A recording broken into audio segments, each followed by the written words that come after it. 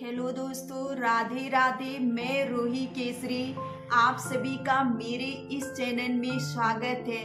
मैं आशा करती हूँ कि आप अच्छे होंगे। एक छोटी सी कहानी जो हमारे जीवन की दिशा और दशा को बदल सकती है।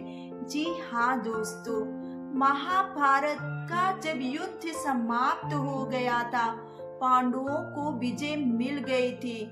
भीष्म पितामह दर्द से कर्रा रहे थे और माधव को याद कर रहे थे।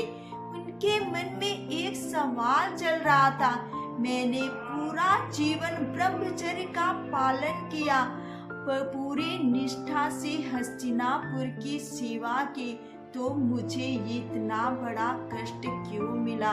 तीरों की सैया क्यों मिली?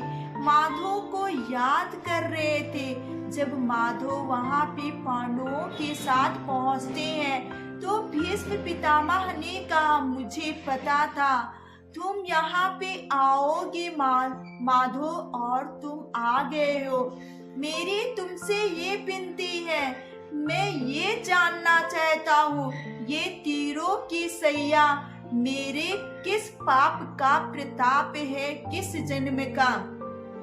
श्री कृष्ण भगवान ने कहा, हे पितामह, आप कितने जन्मों तक पीछे जाकर देख सकते हैं? भीष्म पितामह ने कहा, मैं 10 जन्मों तक पीछे जाके देख सकता हूँ। उसमें उन जन्मों में मैंने ऐसे कोई भी पाप नहीं किया कि ये सीढ़ी में आ सके। श्री कृष्ण भगवान ने कहा, सिर्फ आप 10 जन्मों तक जाकर पीछे देख सकते हैं, मैं तो उसके आगे का भी देख सकता हूँ और आपकी पाप भी बता सकता हूँ। भीष्म पितामह यही तो जानना चाहते थे। वो माधव से बोले, मुझे बताओ। श्री कृष्ण भगवान ने कहा, इस 10वें जन्म के बाद आप एक राजकुमार थे। आपको वन में भ्रमण करना बहुत ही पसंद था। इधर से उधर आप टहला करते थे। एक दिन आपके रास्ते में एक सर्प आ गया, जिसको आपने ऐसी जगह फेंकी कि वो जाकर एक कांटों के झाड़ों में गिर गया। जितना भी वो निकलने की कोशिश करते, उतना ही उसमें फंसता जाता और तड़प तड़प कर कई दिनों तक वो जीवित रहा। तड़प तड़प कर उसकी मृत्यु हो गई।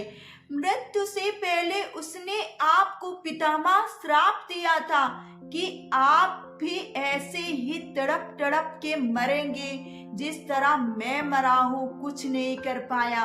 उसी की सजा आप दंड भोग रहे हैं। पितामह के मन में एक सवाल और जन्म ले लिया, हे माधव, इसके पहले मेरा 10 जन्म और हुआ, मुझे उसमें इसका दंड क्यों नहीं मिला? श्री कृष्ण भगवान ने कहा, हे पितामह, आपसे कुछ छिपा नहीं है, आपको सभी सत्य का ज्ञान है, मगर फिर भी आप जानना चाहते हैं तो मैं आपको बताऊंगा। आपने सबसे बड़ा पाप ये किया, आपने हस्तिनापुर की सेवा करने का संकल्प लिया था, अन्याय ना सहने का संकल्प लिया था, मगर आपने उस अल्प बुद्धि घमंडी दुर्योधन का साथ दिया, जबकि आपको पता था वो गलत है, फिर भी आपने गलत किया। पांडवों के साथ षड्यंत्र हुआ, शकुनी दुर्योधन ने सबने मिल के साथ में किया।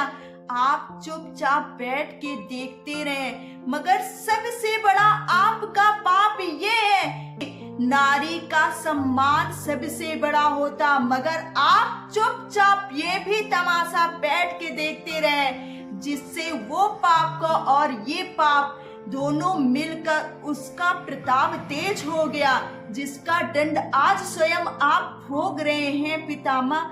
अब मैं आपको क्या बताऊं, सत्य आपके सामने है।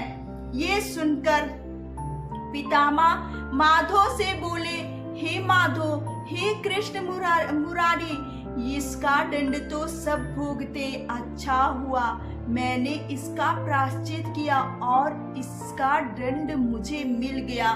दोस्तों, हम जैसा करेंगे उसका फल तो हमें मिलेगा।